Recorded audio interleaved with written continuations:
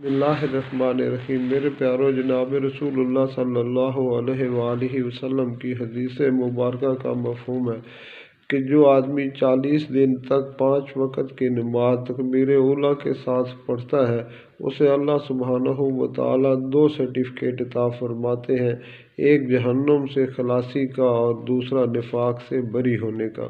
मेरे प्यारो, कितना छोटा सा अमल है, लेकिन इस पर कितना बड़ा इनाम है। लेकिन मेरे प्यारो, क्या हमने कभी इस बात को देखा है कि क्या हमारी ज़िंदगी में भी कभी ऐसे 40 दिन गुज़रे हैं कि जब हमने इस बात की पाबंदी की हो, यानी तकबीर उला के साथ नमाज पढ़ी हो।